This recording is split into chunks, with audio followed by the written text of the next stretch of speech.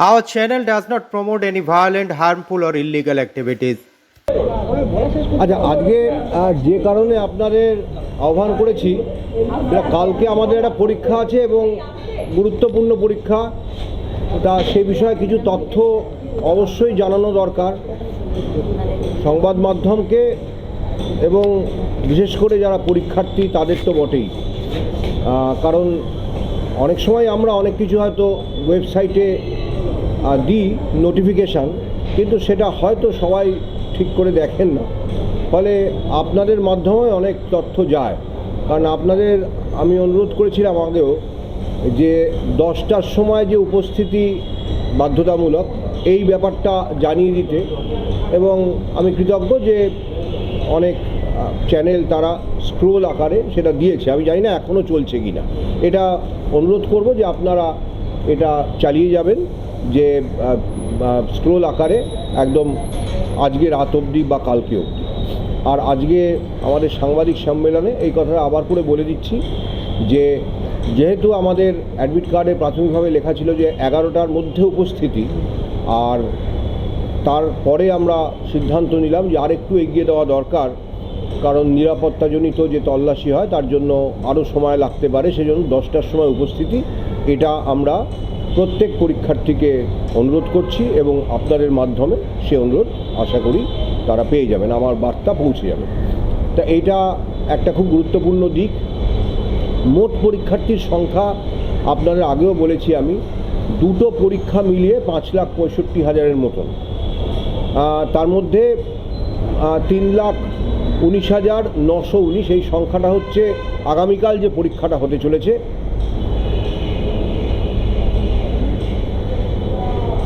এটা আগামীকাল যে পরীক্ষাটা হতে চলেছে, আর যেটা 14 তারিখ হতে চলেছে, অর্থাৎ 11-12 একাদশ দ্বাদশ শ্রেণীর জন্য, সেটাতে 2,46,500 মতন, 2,46,000 কিছুটা বেশি, অর্থাৎ দুটো মিলিয়ে মানে 5,65,000-এর বেশি, প্রায় 66,000-ই হয়ে যাচ্ছে। এটা গেল পরীক্ষার্থীর সংখ্যা। কালকে মোট যে পরীক্ষা কেন্দ্র আছে সেটা 636টি কেন্দ্র, এটা আমি আগেও বলেছি, এবং 14 তারিখে 478টি কেন্দ্র। এটা আপনারা অনেকে হয়তো সেটা কাগজে লিখেছেন বা আপনাদের বৈদ্যুতিন মাধ্যমে আপনারা দেখিয়েছেন।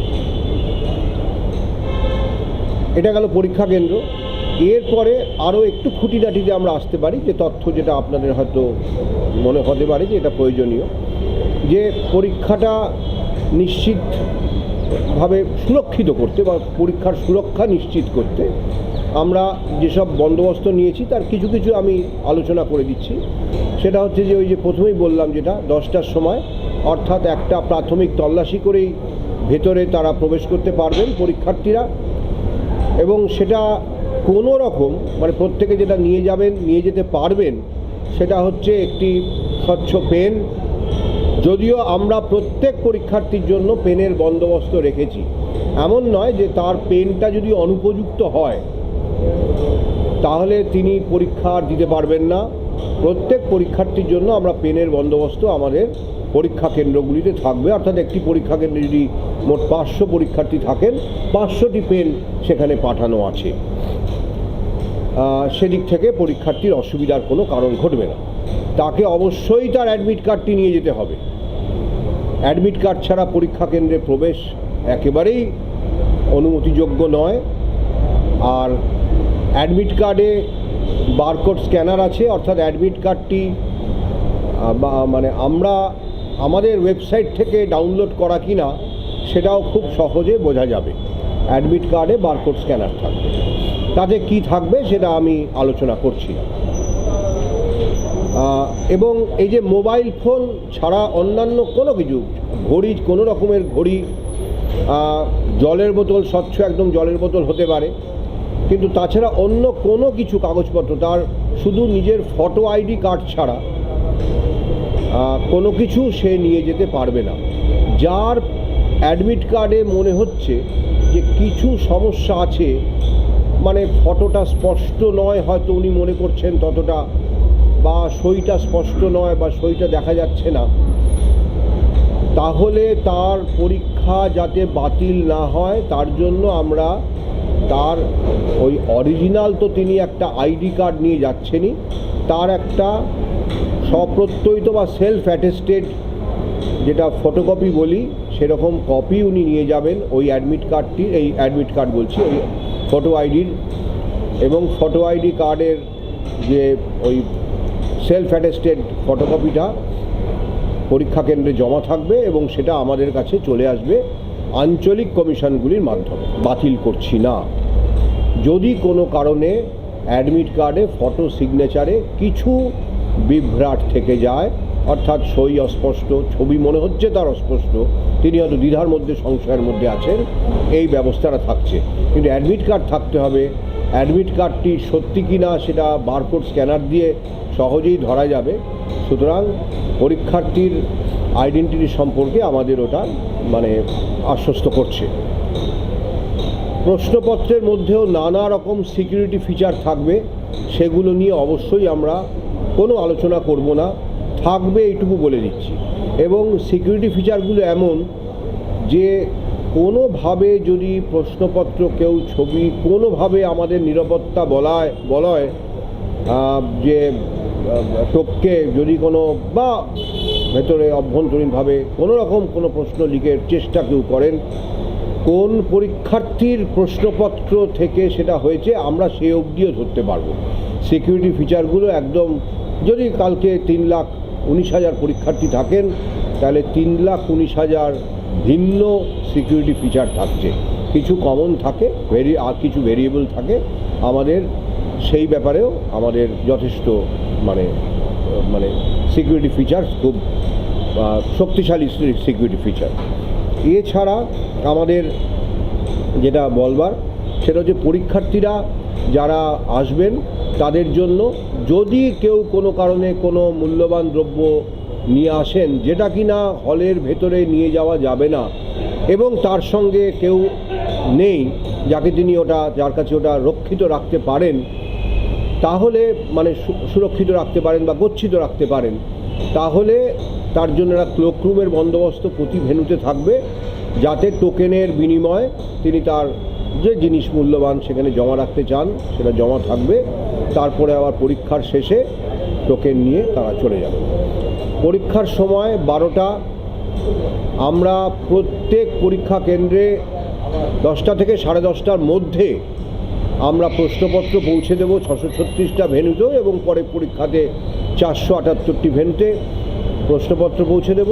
এবং তারপরে পরীক্ষা কেন্দ্রে প্রশ্নপত্র বিতরণ শুরু হবে মোটামুটি 11:45 নাগাদ। তারপরে ওরা শুধুমাত্র নিজেরা ওই নিজেদের যে রোল নাম্বার বা অন্যান্য যেটা পরিচিতি, যেটা মানে ওএমআর উত্তরপত্রে লিখতে হয় সেটা তারা লিখবেন, কিন্তু কোনো মতেই প্রশ্ন দেখতে পারবেন না, কেন সেটাও সিল করা থাকবে। প্রত্যেক উত্তরপত্র এবং প্রশ্নপত্র মানে প্রশ্ন যেটা পুস্তিকা সেটা একটি প্যাকেটের মধ্যে থাকবে, তার হাতে একটি প্যাকেট যাবে, সিল প্যাকেট, সেটি খুলে তিনি দুটি জিনিস বের করবেন, একটি প্রশ্ন পুস্তিকা এবং একটি ওএমআর উত্তরপত্র। প্রশ্ন পুস্তিকাটি তখনও সিল করাই থাকবে, তিনি শুধু প্রথম পাতায় যেখানে যেখানে তার রোল নাম্বার লিখতে হয় উনি ওটা বাড়ি নিয়েই চলে যাবেন, যেটুকু লেখবার লিখবেন, এবং অবশ্যই উত্তরপত্রটি ঠিক মতন পূরণ করবেন শূন্যস্থানগুলো। বিশেষ করে আমরা বলেই রাখছি যে 1 থেকে 5 এটা অত্যন্ত গুরুত্বপূর্ণ। ওএমআর উত্তরপত্রের মধ্যে 1 থেকে 5 যদি কেউ পূরণ না করেন, সব জায়গার ক্ষেত্রেই প্রযোজ্য, প্রত্যেকটি যেখানে যেখানে পূরণ করতে হয়, তবুও বিশেষ করে 1 থেকে 5-এর কথা বললাম, যে পূরণ না করলে তার উত্তরপত্রটি দেখা যাবে না, ওটাই বাতিল বলে গণ্য হবে। ফলে আমাদের এই ব্যাপারে প্রত্যেক পরীক্ষার্থীকে সতর্ক থাকতে হবে। শুধু 1 থেকে 5 নয়, প্রত্যেকটিই তিনি করবেন, তিনি সই করবেন, সেটি যিনি পরীক্ষা কেন্দ্রের ইনভিজিলেটর আছেন তিনি দেখে নেবেন, তিনিও সই করবেন, পরীক্ষার্থী সই করেছেন কিনা দেখে নেবেন, এটি ইনভিজিলেটরের কর্তব্যের মধ্যে পড়ে। আর যেটা বললাম যে প্রশ্নপত্রের মধ্যে বা উত্তরপত্রের মধ্যে এমন সিকিউরিটি ফিচার থাকবে বা প্রশ্নপত্রের মধ্যেও এমন সিকিউরিটি ফিচার থাকবে, যদি কেউ প্রশ্নপত্র যদি কেউ মানে কোনো রকম কোনোভাবে কপি করবার চেষ্টা করেন, তাহলে সেটি কে করেছেন সেটিও আমরা কিছুক্ষণের মধ্যেই জানতে পারবো। সিকিউরিটি ফিচারটি যথেষ্ট শক্তিশালী, ফিচারগুলি সব কিছুতেই থাকে একটা সিকিউরিটি ফিচার। ওএমআর শিটে তিনি ফিল আপই করছেন, আর ওএমআর শিট ফিল আপ করার আগে তো তার কোনো থাকে না, গুরুত্বও থাকে না। আচ্ছা, লিখতে শুরু করবেন 12টার থেকে, ওই যে বললাম, তখনই উনি সিলটা প্রশ্নপত্র খুলে তখন তিনি লিখতে শুরু করবেন, অর্থাৎ উত্তর লিখতে শুরু করবেন। তার আগে যে প্রয়োজনীয় যেটা করবার সেই কাজটা করবেন। তা মোটামুটি এইগুলোই আমার বলবার ছিল। আর আমাদের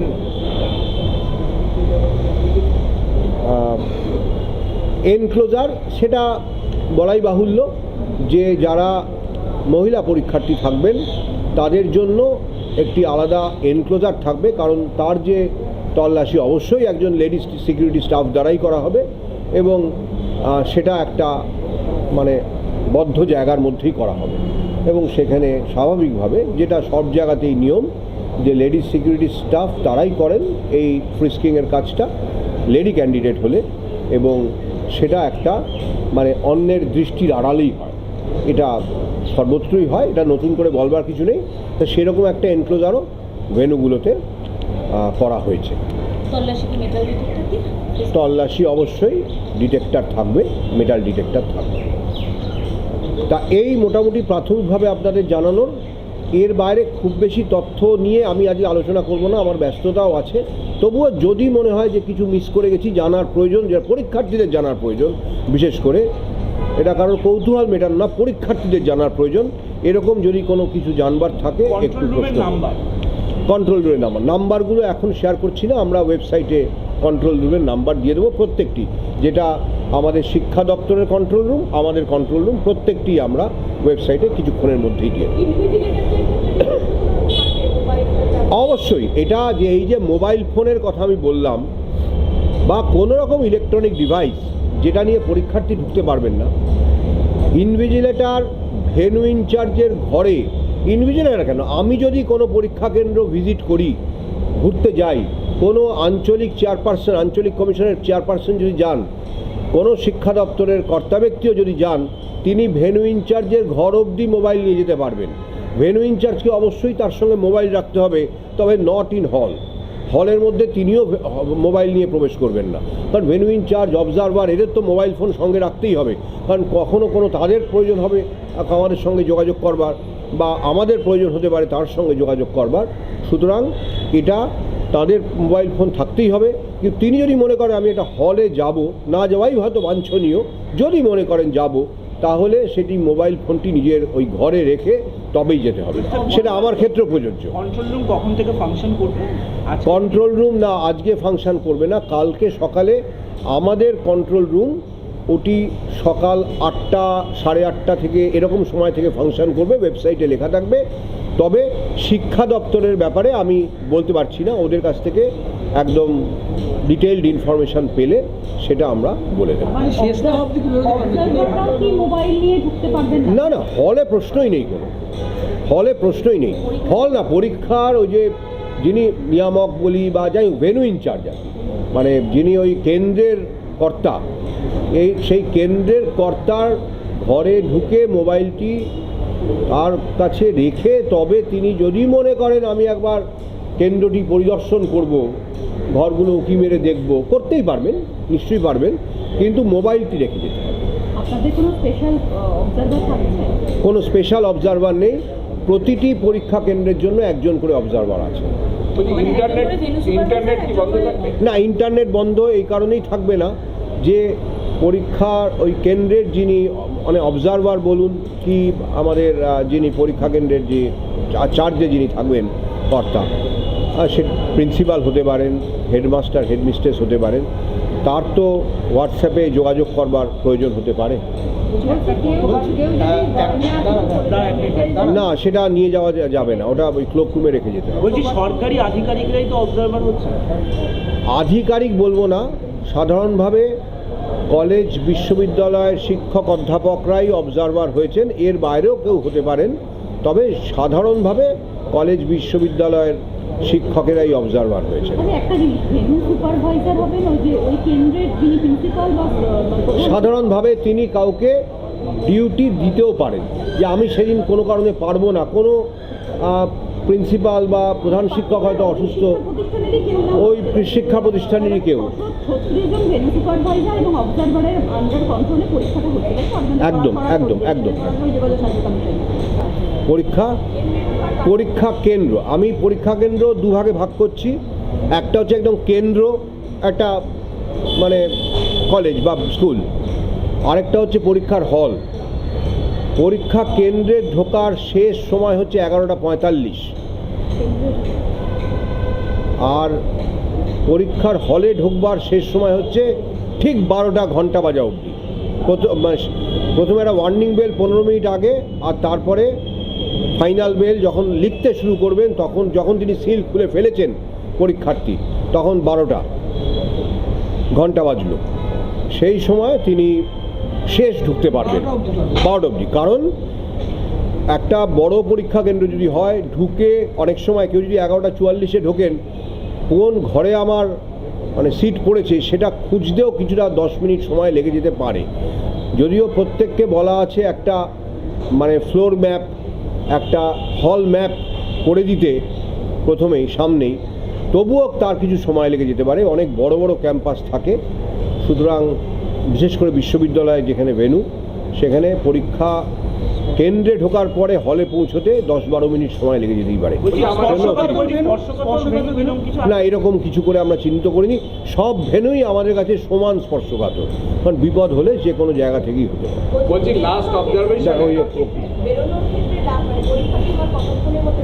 না, পরীক্ষা একদম শেষ হবার অর্থাৎ 1:30 অবধি সাধারণদের জন্য, আর 2টো অবধি যারা মানে ভিজুয়ালি চ্যালেঞ্জ ক্যান্ডিডেট, বিশেষভাবে সক্ষম দৃষ্টির দিক থেকে, এবং আমাদের যদি কারো লিখতে অসুবিধা হয়,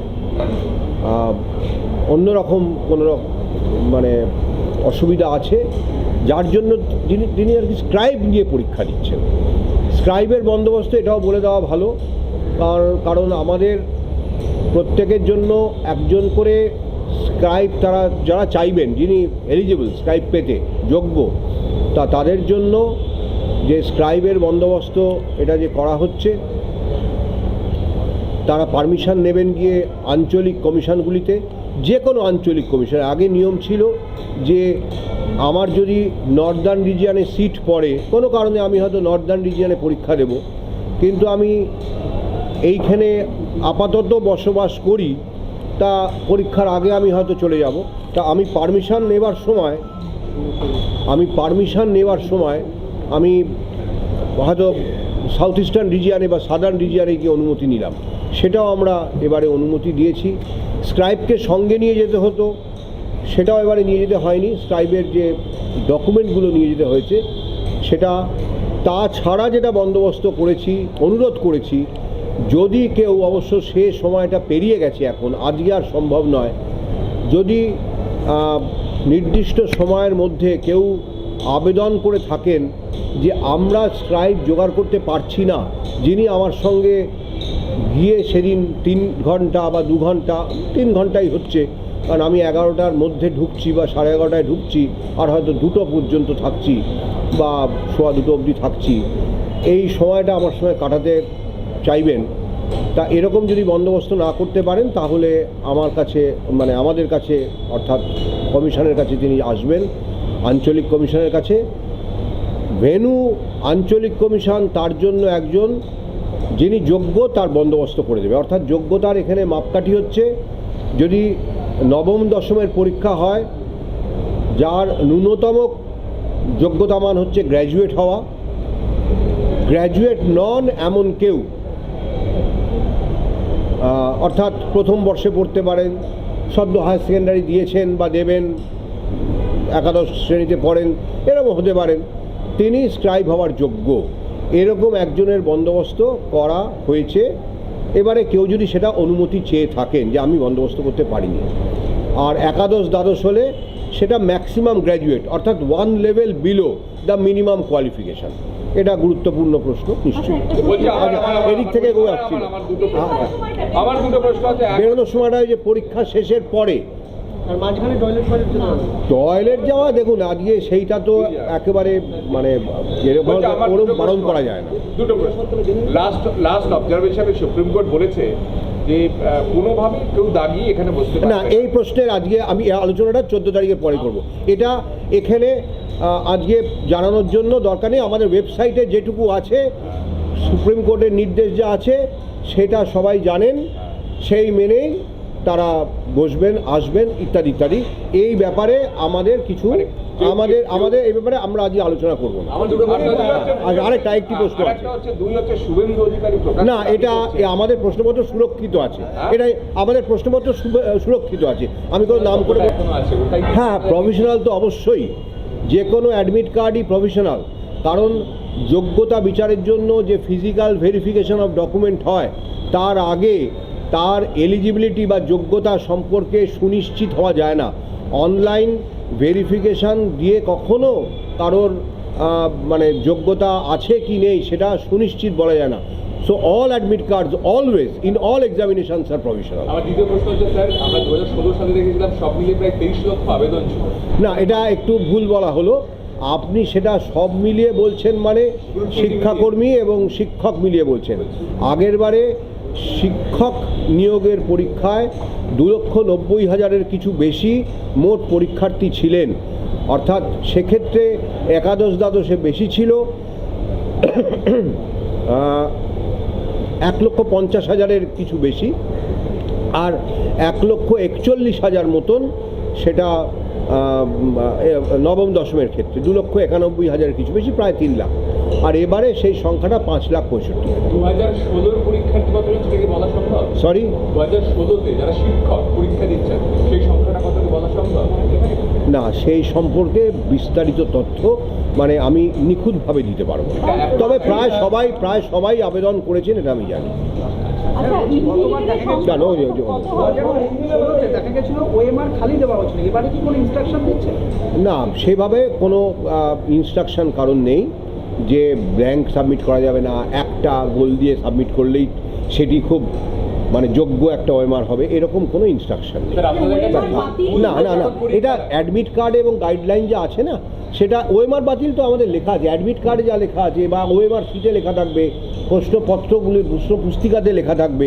হ্যাঁ, ইনভিজিলেটরের সংখ্যা প্রতি 25 পিছু একজন, এরকমই মোটামুটি থাকবে। মূল উদ্দেশ্যটা পরীক্ষাটা তাও বলছি, যারা বিভ্রান্তি ছড়াচ্ছেন যে প্রশ্নপত্র বিক্রি হয়ে না, এটা আমি বললাম প্রশ্নপত্র সুরক্ষিত না, আমাদের সুরক্ষিত আছে। না না, আমাদের প্রশ্নপত্র সুরক্ষিত আছে, এইটুকু বলবো, আর কিছু বলবো না। পরীক্ষার পরে আপনারা সবাই বুঝতে পারবেন। আমি বলতে পারবো না, ওই নিয়ে আমার কোনো মন্তব্য নেই। না, এটা বললাম তো, বলুন।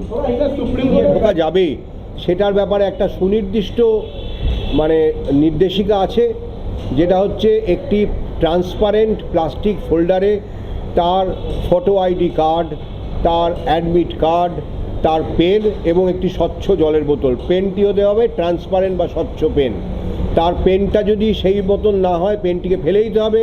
পেনের জন্য ক্লোক রুম থাকবে না, এবং আমরা হল থেকে তাকে একটি পেন দেব। আমি এ ব্যাপারে কোনো মন্তব্য করব না। কিন্তু বারবার পরীক্ষা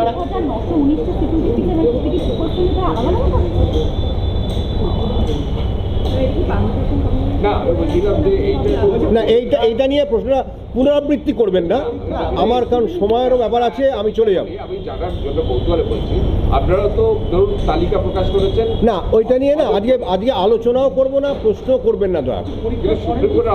না, আমি জানি সুপ্রিম কোর্টের অবজারভেশন আমি পড়েছি, আমি সবই পড়েছি। এটা নিয়ে আমি কোনো আজকে আলোচনা বা প্রশ্নের উত্তর দেব না, এটা আমি স্পষ্টভাবে জানিয়ে দিলাম প্রথমেই। একই প্রশ্ন পুনরাবৃত্তি করেছি। মানে যেহেতু আপনাদের অ্যাডমিট কার্ডে অনেক জায়গায় সমস্যা রয়েছে, পরীক্ষার পরে কিসের স্ক্রুটিনি বলছেন? না দাঁড়ান, ওখান থেকে প্রশ্ন করছেন, আমি এদিকে তাকিয়ে ওখানে প্রশ্ন উত্তর দিলাম। হ্যাঁ নিশ্চয়ই, সেটাই সুপ্রিম কোর্টের অর্ডারও আছে। আমি বলছি স্যার অ্যাডমিট কার্ডে যেহেতু অনেকের ফটো বা সইতে সমস্যা, আমি সেটা বললাম তো, আমি সেটা বলে দিলাম, নোটিশও দিয়েছি। না না, সেটা সিকিউরিটি ফিচার নিয়ে কখনো আলোচনা করতে নেই। প্রশ্নপত্র কি জিগজ্যাগ ভাবে দেওয়া হবে? অবশ্যই একই বিষয়ের এ সিরিজের প্রশ্নপত্র যদি মানে পরপর দুজন হাতে পান, সেটা তো কাম্য নয়, সেটা কখনোই হবে না। এখন কি প্যাটার্ন হবে সেটা নিয়ে আলোচনা করবার দরকার নেই। পাশাপাশি দুজন একই বিষয়ের পরীক্ষার্থী একই সিরিজ প্রশ্ন হাতে পাচ্ছেন, এটি হবে না।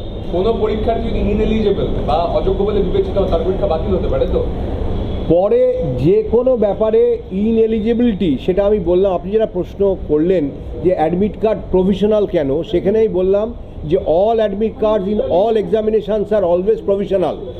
সেটা এমনও উদাহরণ আছে যে মানে আমি জানি যে কলকাতা বিশ্ববিদ্যালয়ের পরীক্ষা দেওয়ার পরে রেজাল্ট বেরোনোর আগে তার প্রশ্নপত্র, হয়তো অনেক দিনের কথা, যে প্রশ্নপত্র বলবো না, তার মানে ফল বেরোলো না। হ্যাঁ, কারণ দেখা গেল তার কোনো একটা গণ্ডগোল ছিল, মানে এলিজিবিলিটিতে গণ্ডগোল ছিল। কিন্তু সেটা কথা নয়, সমস্ত পরীক্ষার্থীর ব্যাপারেই এটা সবসময় প্রযোজ্য, আর বিশেষ করে এই ধরনের প্রতিযোগিতামূলক পরীক্ষার ক্ষেত্রে তো বটে। বাস, আর যদি অ্যাডমিট কার্ডে যদি স্ক্যান করে দেখা গেল যে অ্যাডমিট কার্ডটা ভুয়ো, পেনটা চলবে না। অ্যাডমিট কার্ডে যদি স্ক্যান করে দেখা অ্যাডমিট কার্ডটা ভুয়ো, তাহলে কি তার পরীক্ষা বাতিল? অ্যাডমিট কার্ড ভুয়ো হলে তো পরীক্ষা বাতিল বটে, কি আশ্চর্য। হ্যাঁ, সে তো বটেই, ভুয়ো অ্যাডমিট কার্ড হলে কেন? যদি কোনো মডেল অ্যান্সার কবে, সেটা পরীক্ষাটা দুটো ভালোভাবে হোক, নিশ্চয়ই করে দেবো। এটা পরে মানে আমাদের বন্দোবস্ত থাকবে নিশ্চয়ই, সেটা কার্বন কপি বাড়ি নিয়ে যাবে। তো বাড়ি নিয়ে যায়, বাড়ি নিয়ে যায়, ওএমআর কার্বন কপি বাড়ি নিয়ে যায়। আপনাদের 1806টা ছজনের তো অ্যাডমিট কার্ড তো অলরেডি, যেটা আপনারা না, ওইটা যে আবার পুনরাবৃত্তি হয়ে গেল।